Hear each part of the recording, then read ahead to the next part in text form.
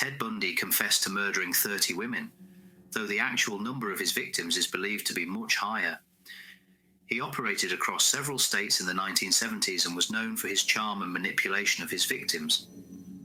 Ted Bundy, one of the most infamous serial killers in American history, was born Theodore Robert Bundy on November 24, 1946, in Burlington, Vermont, to Eleanor Louise Cowell. His early life was marked by ambiguity and dysfunction. He was raised believing his grandparents were his parents and his mother was his sister. This familial confusion left a lasting impact on Bundy's psyche. Bundy exhibited signs of abnormal behavior from a young age. He was described as a charming and intelligent individual, yet beneath his charismatic facade lay a dark and disturbed mind. Despite his troubled upbringing, Bundy excelled academically and socially. He attended the University of Washington, where he became involved in politics and developed a reputation as a charismatic and articulate young man. However, beneath this veneer of normalcy, Bundy harbored sinister desires. In 1974, he began a string of brutal murders that would terrorize the Pacific Northwest and later extend across multiple states. Bundy's victims were predominantly young women, whom he lured with his charm and pretense of injury or authority. He would often bludgeon or strangle his victims, then sexually assault their lifeless bodies. One of the most chilling aspects of Bundy's crimes was his ability to blend into society seamlessly. He maintained a facade of normalcy, holding down various jobs and even engaging in a romantic relationship during the height of his killing spree. This duality allowed him to evade suspicion and continue his reign of terror unchecked. Bundy's crimes escalated in audacity and brutality over time. He would often revisit the scenes of his earlier crimes, engaging in necrophilia and mutilating the bodies of his victims. Despite his meticulous efforts to cover his tracks, Bundy eventually attracted the attention of law enforcement. In 1975, Bundy was arrested for the first time after being pulled over for a traffic violation. However, it wasn't until 1978 that he was finally apprehended and charged with multiple counts of murder. Bundy was linked to the crimes through eyewitness testimony, physical evidence, and bite mark analysis. During his trial, Bundy attempted to represent himself, showcasing his keen intellect and manipulative charm. However, his facade crumbled under the weight of overwhelming evidence, and he was found guilty of multiple counts of murder. Bundy was sentenced to death and spent years appealing his conviction while incarcerated on death row. Throughout his time in prison, Bundy maintained his innocence, offering tantalizing hints and confessions to further manipulate and torment investigators and the public. However, in the end, Bundy's reign of terror came to an end on January 24, 1989, when he was executed in the electric chair at Florida State Prison. Ted Bundy's legacy as a serial killer is one of horror and fascination. His ability to blend into society and manipulate those around him continues to captivate the public imagination. Yet his crimes serve as a chilling reminder of the darkness that can lurk beneath even the most charming facade.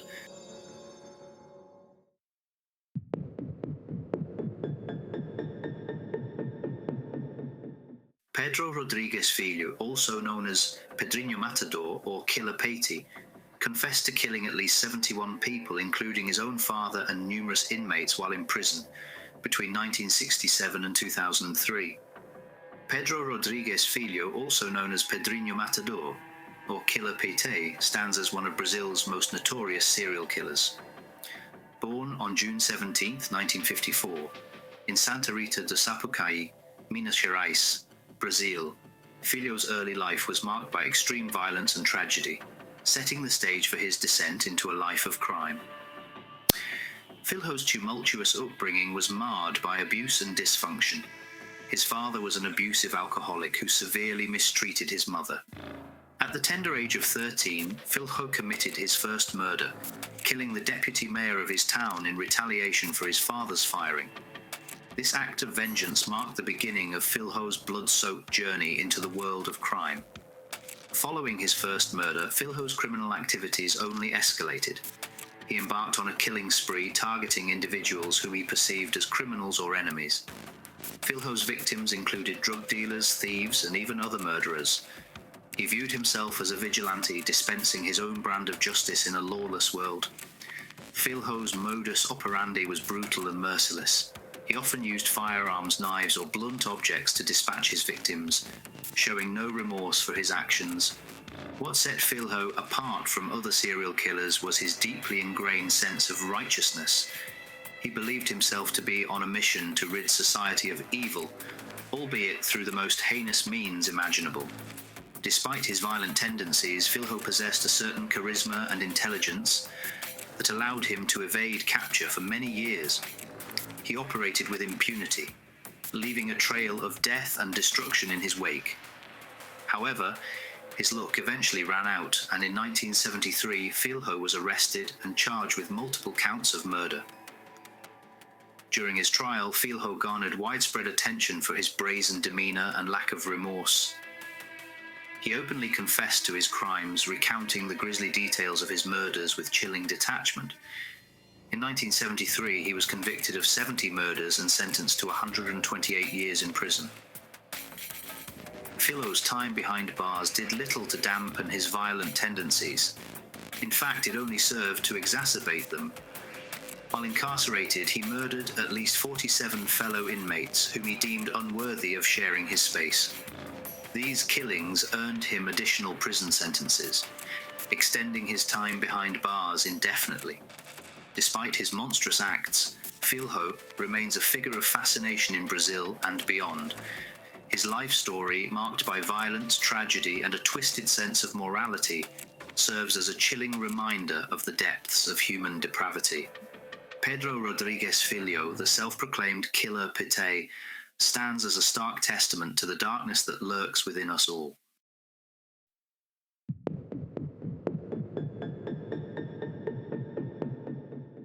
Andrei Chikatilo, known as the Butcher of Rostov and the Red Ripper, was convicted of killing 52 women and children in the Soviet Union between 1978 and 1990.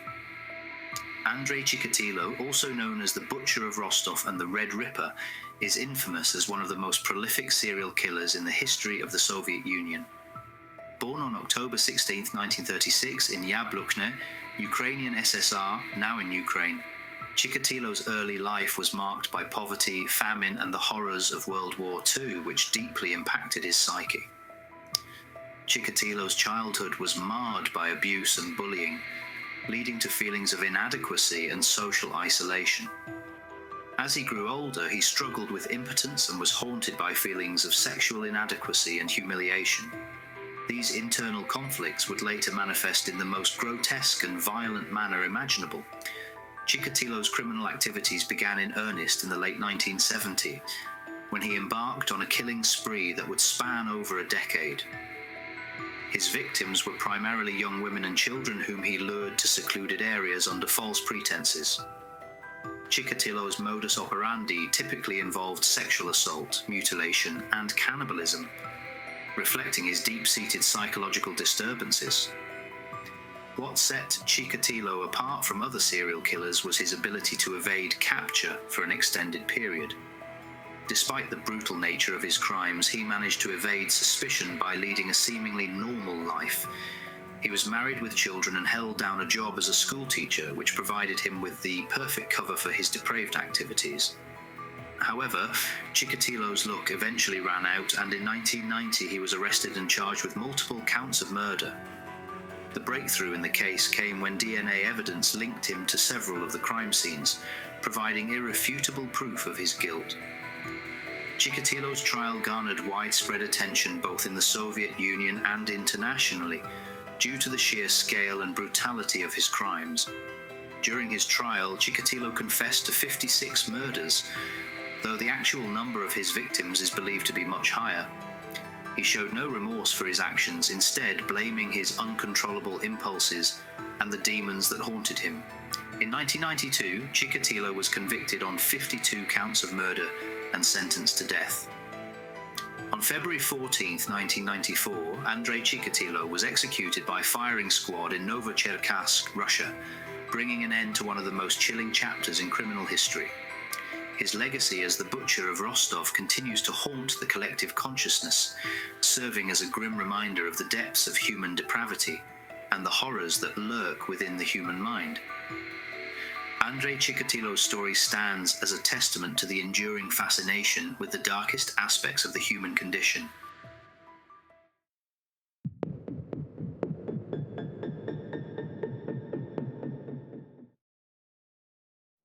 Yang Xinhai, also known as the Monster Killer, murdered 67 people between 2000 and 2003. His killing spree was characterized by extreme brutality, including the use of hammers and axes. Yang Xinhai, infamously known as the Monster Killer, was one of China's most notorious serial killers. Born on July 29, 1968, in Zhejiang County, Henan Province, Xinhai's early life was marked by poverty, familial strife, and a tumultuous upbringing. Xinhai's childhood was fraught with difficulties. He experienced abuse at the hands of his father, who subjected him to beatings and harsh discipline. This environment, coupled with economic hardships, left a profound impact on Xinhai's psyche, shaping his development and paving the way for his descent into darkness. Xinhai's criminal activities began in the early 1990s when he embarked on a killing spree that would terrorize several provinces in China. His victims were predominantly rural farmers and their families, whom he targeted with ruthless efficiency. Xinhai's modus operandi typically involved breaking into homes at night, where he would bludgeon his victims to death with hammers, axes, or other blunt instruments. What set Xinhai apart from other serial killers was the sheer brutality and randomness of his attacks. He showed no remorse for his actions, displaying a chilling indifference to the suffering of his victims. Xinhai's killing spree spanned 4 years, during which he murdered at least 67 people across several provinces, earning him the moniker of the Monster Killer. Despite the efforts of law enforcement agencies, Xinhai managed to evade capture for several years, leaving a trail of death and destruction in his wake. However, his luck eventually ran out, and in November 2003 he was apprehended by police in Anhui province following a routine check. During his interrogation, Xinhai confessed to the murders, providing chilling details of his crimes and the motivations behind them. He claimed to have been driven by a deep-seated hatred for society and a desire for revenge against those he perceived as oppressors. Xinhai's confession sent shockwaves throughout China and the world, shining a spotlight on the issue of mental illness and social alienation. In 2004, Yang Xinhai was convicted on multiple counts of murder and sentenced to death. His trial and subsequent execution served as a grim reminder of the horrors that lurk within the human psyche and the devastating impact of unchecked violence. On February 14, 2004, Yang Xinhai was executed by firing squad in Luohe, Henan province, bringing an end to one of the darkest chapters in China's criminal history. His legacy as the monster killer continues to haunt the collective consciousness, serving as a chilling reminder of the capacity for evil that resides within us all. Yang Xinhai's story stands as a cautionary tale of the dangers of unchecked rage and the devastating consequences of a fractured mind.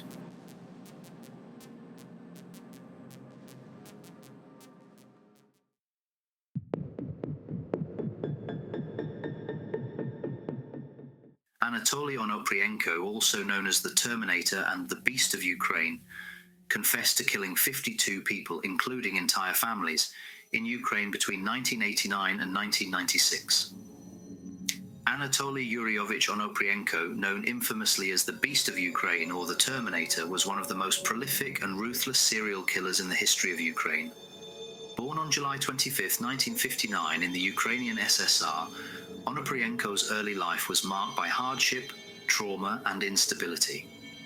Growing up in a troubled family environment, Onoprienko experienced neglect and abuse, which contributed to his psychological deterioration.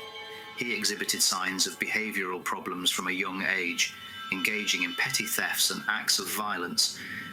These early warning signs foreshadowed the darkness that would consume him in later years. Onoprienko's descent into madness began in the early 1980s when he embarked on a killing spree that would terrorize Ukraine for nearly a decade.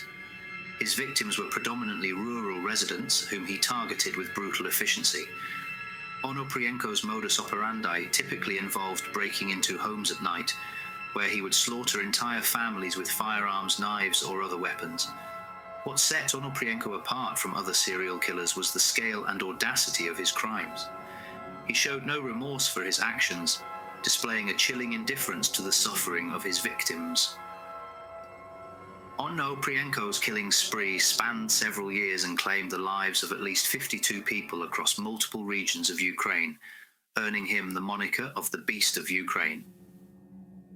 Despite the efforts of law enforcement agencies, Onoprienko managed to evade capture for many years, leaving a trail of death and destruction in his wake. However, his luck eventually ran out, and in March 1996, he was apprehended by police in Zhytomyr Oblast following a routine traffic stop. During his interrogation, Onoprienko confessed to the murders, providing chilling details of his crimes and the motivations behind them.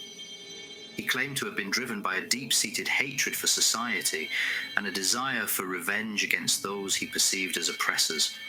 Onoprienko's confession sent shockwaves throughout Ukraine and the world, shining a spotlight on the issue of mental illness and societal alienation.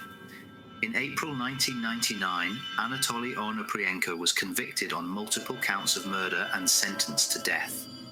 His trial and subsequent execution served as a grim reminder of the horrors that lurk within the human psyche and the devastating impact of unchecked violence. Onoprienko's legacy as the Beast of Ukraine continues to haunt the collective consciousness, serving as a chilling reminder of the capacity for evil that resides within us all. His story stands as a cautionary tale of the dangers of untreated mental illness and the devastating consequences of a fractured mind unleashed upon society.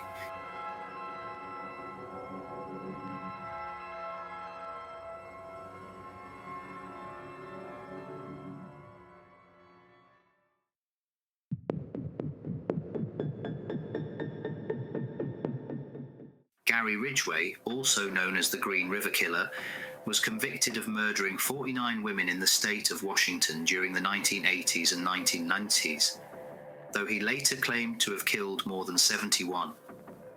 Gary Leon Ridgway, better known as the Green River Killer, stands as one of the most notorious serial killers in American history. Born on February 18, 1949, in Salt Lake City, Utah, Ridgway's early life appeared relatively ordinary, but beneath the surface lurked a dark and twisted mind. Ridgway's childhood was marked by instability and dysfunction. He experienced a troubled relationship with his domineering mother and struggled socially, often feeling inadequate and rejected by his peers. As he matured, Ridgway's psychological issues deepened, leading to a pattern of deviant behavior and criminal activity. Ridgway's criminal activities began in the early 1980s, when he embarked on a killing spree that would terrorize the Pacific Northwest for over 2 decades. His victims were predominantly young women, many of whom were sex workers or runaways, whom he targeted with ruthless efficiency. Ridgway's modus operandi typically involved picking up his victims along the Pacific Highway South, where he would strangle them to death before dumping their bodies in remote wooded areas or the Green River. What set Ridgway apart from other serial killers was his ability to blend into society seamlessly. He maintained a facade of normalcy, holding down a steady job as a truck painter and leading a seemingly conventional life. This duality allowed him to evade suspicion and continue his killing spree unchecked for many years. Despite the efforts of law enforcement agencies, Ridgway managed to elude capture for over 2 decades, leaving a trail of death and devastation in his wake. However, his luck eventually ran out, and in 2001, he was arrested and charged with the murders of 4 women. Ridgway's arrest sent shockwaves throughout the Pacific Northwest and sparked one of the largest serial killer investigations in American history. During his interrogation, Ridgway confessed to the murders of 71 women, though the actual number of his victims is believed to be much higher. He showed little remorse for his actions, displaying a chilling indifference to the suffering of his victims and their families. In 2003, Gary Ridgway pleaded guilty to 48 counts of murder and was sentenced to life in prison without the possibility of parole. In exchange for his cooperation and confession, prosecutors agreed not to seek the death penalty. Ridgway's conviction brought closure to the families of his victims and marked the end of one of the darkest chapters in Pacific Northwest history. Gary Ridgway's story serves as a sobering reminder of the depths of human depravity and the horrors that can lurk within seemingly ordinary individuals. His ability to evade capture for so long underscores the challenges law enforcement agencies face in identifying and apprehending serial killers. Ridgway's legacy as the Green River Killer continues to haunt the collective consciousness, serving as a grim reminder of the fragility of human life and the importance of vigilance in the face of evil.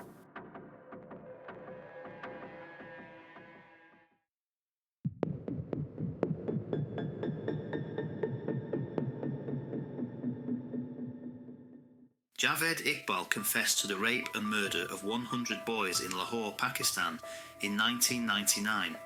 He later recanted his confession but was found dead in his prison cell before his trial concluded. Javed Iqbal was a Pakistani serial killer whose heinous crimes shocked the nation and the world. Born in 1956 in Lahore, Pakistan, Iqbal's early life was marked by poverty and abuse, setting the stage for the darkness that would consume him. Growing up in a turbulent household, Iqbal experienced neglect and mistreatment from his family members. These early traumas left deep emotional scars and fueled a profound hatred for society. As he matured, Iqbal's anger and resentment festered, eventually manifesting in acts of unspeakable violence. Iqbal's criminal activities began in the late 1990s when he embarked on a killing spree that would claim the lives of over 100 young boys. His victims were primarily street children or runaways, whom he lured to his home with promises of food, shelter, and employment. Once in his grasp, Iqbal subjected his victims to unimaginable torture and abuse before ultimately ending their lives. What set Iqbal apart from other serial killers was the methodical and calculated nature of his crimes. He meticulously planned each murder, keeping detailed records of his victims and the atrocities he inflicted upon them. After disposing of their bodies, Iqbal would boastfully confess his crimes to authorities, challenging them to catch him if they could. In 1999, Iqbal's reign of terror came to an end when he sent a letter to police confessing to the murders of 100 boys. Along with the letter, he enclosed photographs of his victims' remains, as well as a chilling message detailing his motives and methods. Shocked and horrified by the contents of the letter, authorities launched a massive manhunt to apprehend Iqbal and bring him to justice. In July 2000, Javed Iqbal was arrested and charged with multiple counts of murder.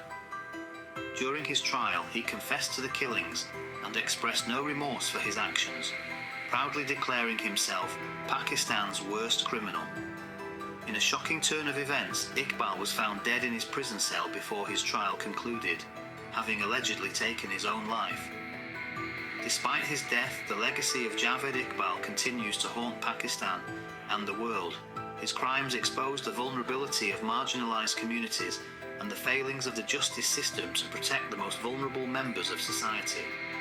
The sheer brutality and callousness of his actions serve as a stark reminder of the capacity for evil that resides within the human psyche.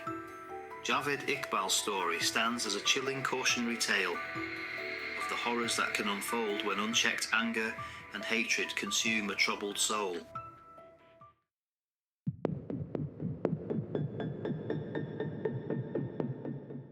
Pedro Alonso López, known as the Monster of the Andes, confessed to killing over 100 young girls across South America during the 1970s. He was convicted of killing 110 girls in Ecuador and Colombia. Pedro Alonso López, known as the Monster of the Andes, is one of the most notorious serial killers in history, convicted of murdering numerous young girls across South America during the 1970s. Born on October 8, 1948, in Santa Isabel, Colombia, López's early life was marked by tragedy and trauma. López's childhood was fraught with hardship and instability. He experienced extreme poverty and neglect, growing up in a dysfunctional family environment.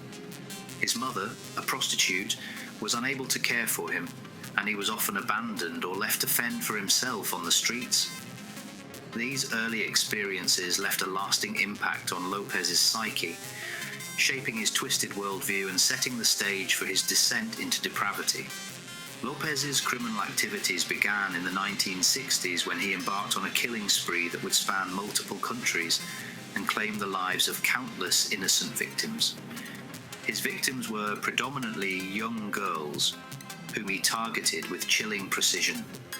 Lopez would lure his victims away from crowded areas, often promising them food, shelter, or money, before subjecting them to unspeakable acts of violence and abuse. What set Lopez apart from other serial killers was the sheer scale and brutality of his crimes. He operated with impunity, preying on vulnerable children and evading capture for years. Lopez's killing spree took him across Colombia, Ecuador, and Peru, where he left a trail of death and devastation in his wake. Despite the efforts of law enforcement agencies, Lopez managed to elude capture for many years, moving from town to town and evading suspicion. It wasn't until 1980 that his reign of terror came to an end when he was apprehended by authorities in Ecuador. During his interrogation, Lopez confessed to the murders of over 300 young girls, though the actual number of his victims is believed to be much higher. He showed no remorse for his actions, displaying a chilling indifference to the suffering of his victims and their families. In 1983, Pedro Alonso López was convicted of multiple counts of murder and sentenced to life in prison. However, due to overcrowding and legal technicalities, he served only a fraction of his sentence before being released from prison in 1998. Lopez's release sparked international outrage and fear, with many concerned about the possibility of him resuming his killing spree. To this day, his whereabouts remain unknown, and he is believed to still be alive, possibly continuing to prey on vulnerable children. Pedro Alonso López's story serves as a chilling reminder of the depths of human depravity and the horrors that can unfold when unchecked evil is allowed to roam free. His legacy as the monster of the Andes continues to haunt the collective consciousness, serving as a grim warning of the dangers that lurk in the darkest corners of the human soul.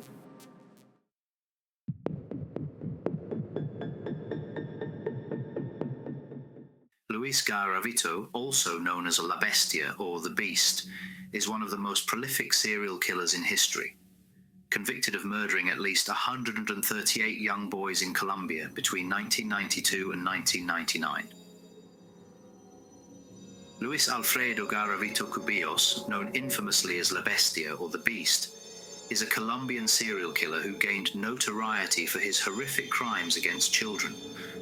Born on January 25, 1957 in Geneva, Quindio, Colombia, Garavito's early life was marked by poverty, abuse, and abandonment. Garavito's childhood was fraught with hardship and instability. He experienced neglect and mistreatment at the hands of his parents, who were unable to provide for him.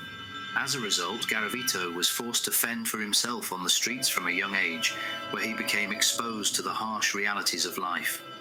Garavito's criminal activities began in the early 1990s, when he embarked on a killing spree that would terrorize Colombia for nearly a decade.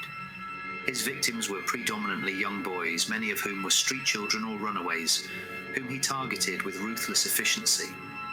Garavito's modus operandi typically involved luring his victims away from crowded areas, often posing as a benevolent figure offering food, shelter, or money, before subjecting them to unspeakable acts of violence and abuse. What set Garavito apart from other serial killers was the scale and brutality of his crimes. He operated with impunity, preying on vulnerable children and evading capture for years. Garavito's killing spree took him across Colombia, where he left a trail of death and devastation in his wake. Despite the efforts of law enforcement agencies, Garavito managed to elude capture for many years, moving from town to town and evading suspicion. It wasn't until 1999 that his reign of terror came to an end, when he was apprehended by authorities in Villavicencio, Colombia. During his interrogation, Garavito confessed to the murders of over 138 young boys, though the actual number of his victims is believed to be much higher. He showed little remorse for his actions, displaying a chilling indifference to the suffering of his victims and their families. In 2000, Luis Garavito was convicted of multiple counts of murder and sentenced to 1,853 years and 9 days in prison, the maximum sentence allowed under Colombian law. However, due to his cooperation with authorities and Colombia's maximum sentence limit, his sentence was reduced to just 22 years. Garavito's release date remains uncertain, but it is believed that he may be eligible for parole in the near future, sparking outrage and fear among the Colombian public. His case has sparked international attention and raised questions about the efficacy of the justice system in dealing with serial killers. Luis Alfredo Garavito Cubillo's story serves as a chilling reminder of the depths of human depravity and the horrors that can unfold when unchecked evil is allowed to roam free. His legacy as the beast continues to haunt the collective consciousness, serving as a grim warning of the dangers that lurk in the darkest corners of the human soul.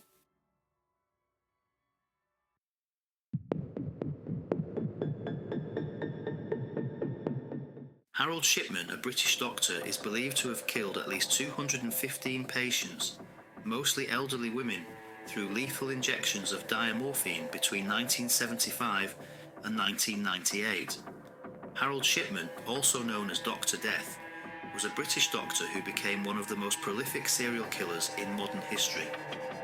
Born on January 14, 1946, in Nottingham, England, Shipman's early life appeared relatively ordinary, but beneath the facade lay a dark and sinister obsession. Shipman's fascination with death and power emerged during his medical training, where he developed a reputation for administering lethal doses of medication to patients. Despite concerns raised by colleagues and patients' families, Shipman's charming demeanor and professional facade allowed him to evade suspicion for many years. Shipman's criminal activities began in the 1970s when he embarked on a killing spree that would span over 2 decades. His victims were predominantly elderly women, whom he targeted with chilling precision. Shipman's modus operandi typically involved administering lethal injections of diamorphine, a powerful opioid painkiller, before forging medical records to cover his tracks. What set Shipman apart from other serial killers was his position of trust and authority as a doctor. He exploited his patients' vulnerability and dependency on him for care, using his medical knowledge to manipulate and deceive them. Shipman's killings were calculated and methodical, allowing him to evade detection for many years. Despite suspicions raised by colleagues and families of his patients, Shipman's crimes went unchecked until 1998, when an investigation was launched following the suspicious death of Kathleen Grundy, a former patient. The investigation uncovered a pattern of suspicious deaths linked to Shipman, prompting authorities to delve deeper into his past. In 2000, Harold Shipman was arrested and charged with multiple counts of murder. During his trial, he was found guilty of killing 15 patients, though the actual number of his victims is believed to be much higher. Shipman showed no remorse for his actions, maintaining his innocence until the end. In 2004, while serving a life sentence in prison, Harold Shipman was found dead in his cell, having apparently taken his own life. His death brought an end to one of the most shocking chapters in British criminal history, but the legacy of his crimes continues to haunt the collective consciousness. The case of Harold Shipman raised serious questions about medical ethics, patient safety, and the regulation of healthcare professionals. It prompted reforms in the healthcare system and led to increased scrutiny of doctors' prescribing practices. Shipman's story serves as a chilling reminder of the dangers posed by individuals in positions of trust and authority and the devastating impact of unchecked power.